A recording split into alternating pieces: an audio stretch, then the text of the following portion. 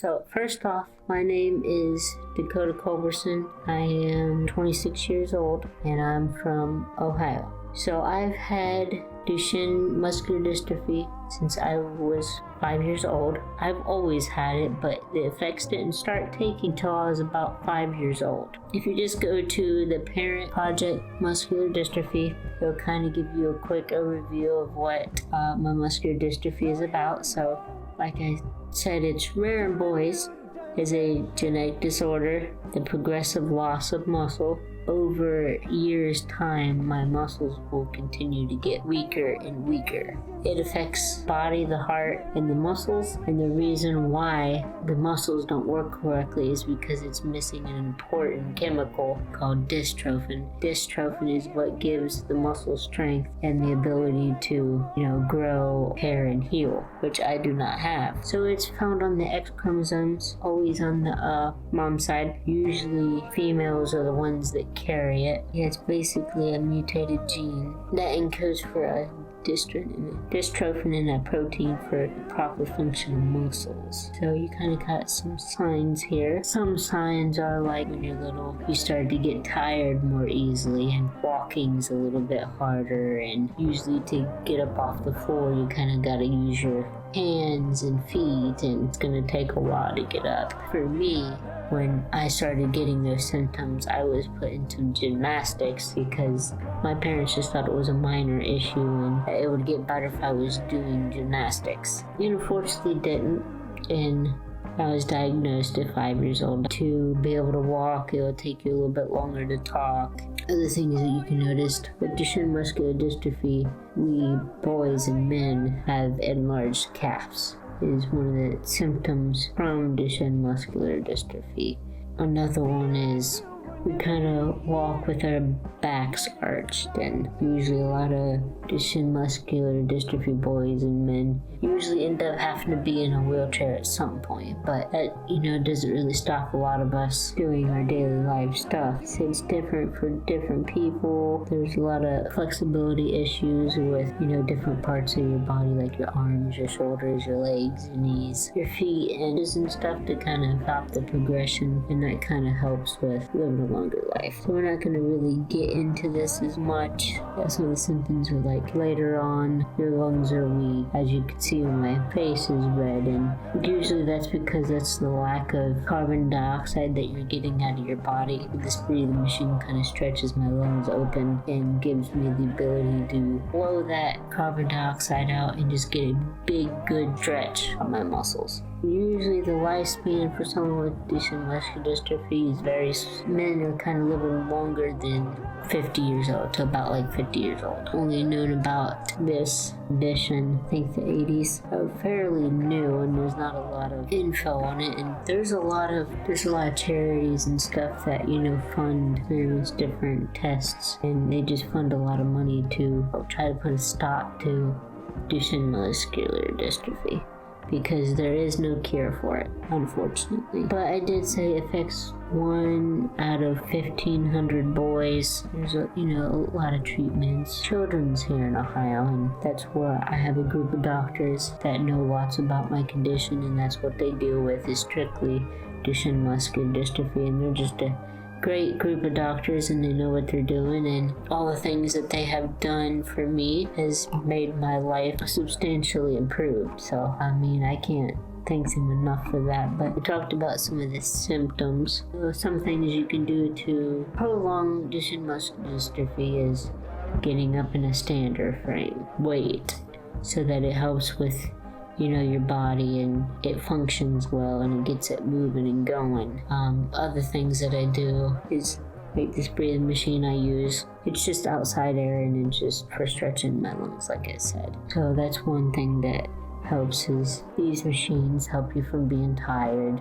Other things you can do is wear like hand splints, and I'll show you those later. It's just a hand splint you put your hand in to keep your hand straight and stretched and it doesn't contract. Another thing is we have what they're called boots. They're called AFO boots. It's just like a little boot that you put your leg into to help keep your feet straight, and that way they don't contract and cause issues like that. Some other things you can do is do your stretches. You gotta do your hamstring stretches, your arm stretches, shoulder stretches, neck stretches, head stretches. Take, medications as well. So I can go a little bit further than that. Some of the medications I take is one of the most important ones, steroid called Inflaza. There's actually 2 different versions. Inflaza is the generic. Deflazacort is the name brand. The big one I take is 39 milligrams. That's what you really need to help prolong Duchenne muscular dystrophy. You don't use that, things can go wrong because our bodies rely on it, and it just keeps the muscle strong, bone strong, and just helps with all that. I know some of the side effects from it are it makes you eat a lot, makes you want to eat a lot, so it's really best if you have a nutritionist come and talk to you about making healthier choices, buying healthier things to eat instead of just eating, junk food or,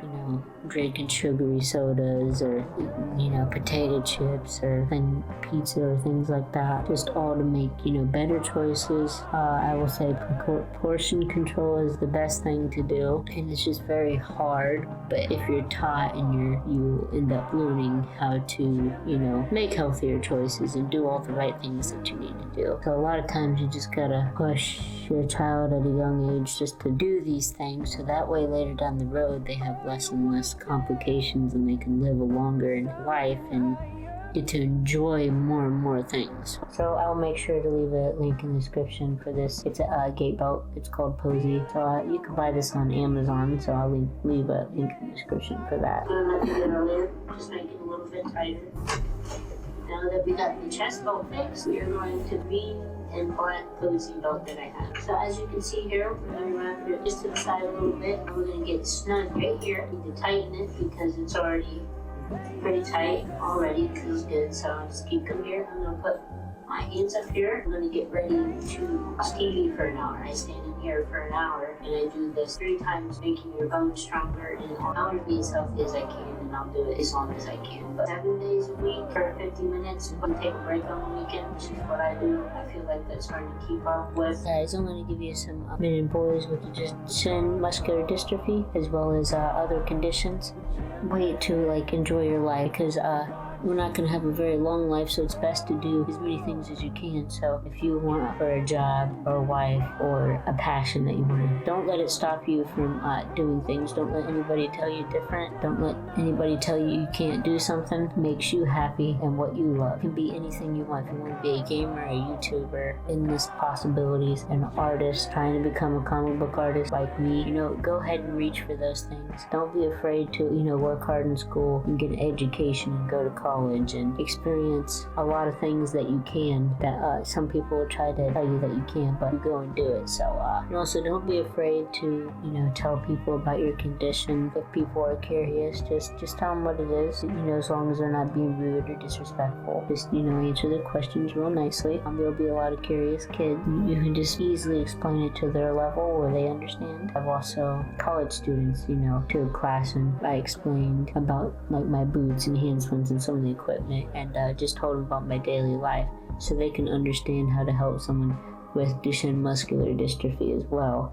And it doesn't have to be just that. They know a lot more about how to help other people. I've had a great life. I've had a sister. Now I have my mom's house, 2 cats, a dog, and 2 bearded dragons. Now we have his name is, when I was little, I had another chocolate lab that was named CJ. Yeah, I've been on a lot of trips. I've been to a bunch of basketball games, professional football games, to Panama City. I've been to LA a couple times, Venice Beach. I've also been to Universal Studio, saw a basketball game, been to Gatlinburg in Tennessee. I broke my leg more than once, fractured my tibia, fractured femur, the biggest bone in your body, and a hairline fractured. Again, the same femur, so that would be my right leg. I have a great support system. I always had lived with my dad where my grandparents were 2 doors down, so me and my sister were always there, and my stepbrother was always there, and we were always, playing on tight coops. I used to ride forwards. Has some family that lives out in Adams County. We call Pippi. He owns a place up there, and there, and we used to, go for riding and stuff all the time. I love Lake Cumberland. I've been on, I love camping. Here that I just got, it's a portable one. You hear the beep sound, it'll turn on, which you turn it clockwise for it to turn it on, counterclockwise to turn it off. But you have to pull on it and then turn it. So right now I'm just showing you how it goes down, and then we're gonna raise it back up here in a second. So the controls on the other side, so it has up and down, and it will show you if the battery is low. And then on the other side, there's a little slot for the battery to sit in. I've got two little prongs that just sits loosely in there. And it does come with a charger that you kind of just, so I just explained that's how that works. So you have to use, there's two little foot plates here, levers that you push down with your feet. You pump it to open it up, and you pump the other one to close it back. It's got wheels, so it's all got 4 locks on it. It's just the cord and the control box, and there's a little emergency thing. We're gonna talk about fun stuff. So yeah, when I was younger, I got a chance to do a Make-A-Wish trip, and said it was the NBA All-Star Week. It was in Toronto, 2016, in the NBA. One of the greatest All-Star weekends I've ever experienced, and I'll remember it for a lifetime.